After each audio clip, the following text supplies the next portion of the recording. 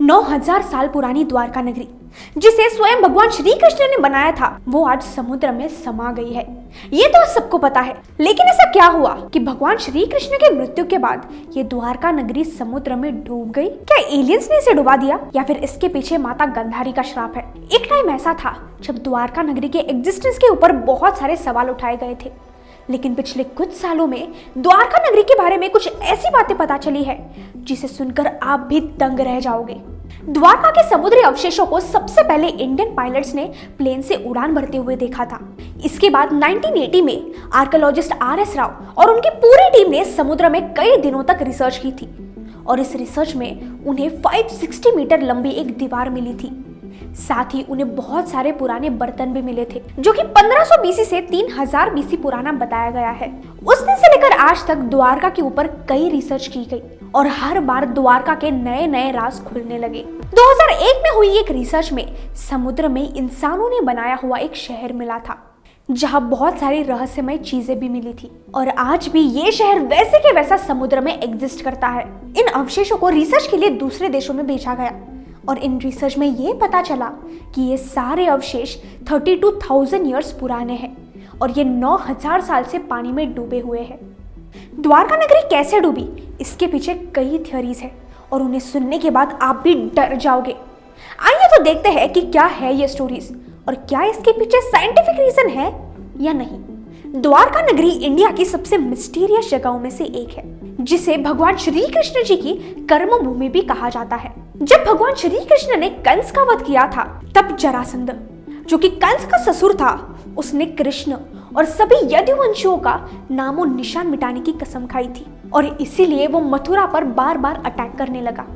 अपने कुल और मथुरा वासियों की रक्षा के लिए भगवान श्री कृष्ण मथुरा छोड़कर द्वारका चले गए और इस भव्य नगरी की स्थापना की। बहुत से रिसर्चर्स बताते हैं कि द्वारका 9000 साल पुराना होते हुए भी वो बहुत ज्यादा एडवांस था। द्वारका में बहुत बड़े बड़े दरवाजे थे, इसलिए इसे द्वारका कहा जाता था।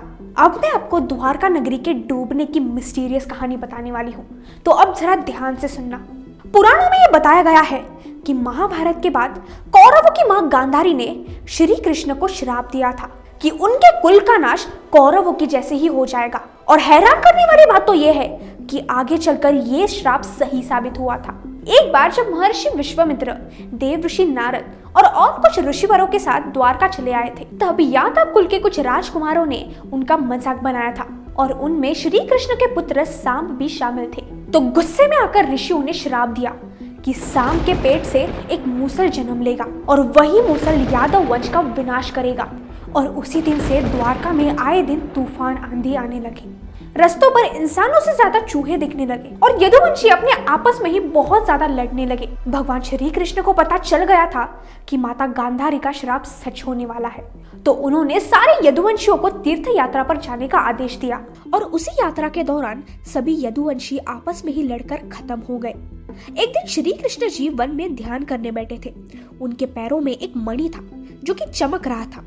उसी समय जीरो नाम का एक शिकारी उस मणि को देखता है और उसे लगता है कि वो कोई हिरन होगा और जीरू भगवान श्री कृष्ण जी के पैरों पर बाण चला देता है और उसी वक्त उनकी मौत हो जाती है। और ऐसे कहा जाता है कि उनकी मृत्यु के बाद ही ये द्वारका नगरी समुद्र में समा गई। ये सब तो माइथोलॉजिकल स्टोरीज हो गए, लेकिन अब इसके पीछे का साइंटिफिक रीजंस देखते हैं। कुछ आर्कियोलॉजिस्ट कहते हैं कि इस डिस्ट्रक्शन के पीछे 2 रीजंस हो सकते हैं। एक तो कोई सुनामी या अर्थक्वेक आया होगा या फिर सी लेवल बढ़ चुका होगा, जिसकी वजह से द्वारका नगरी समुद्र में समा गई। द्वारका के समुद्र में डूबने की और एक थ्योरी साइंटिस्ट ने दी है।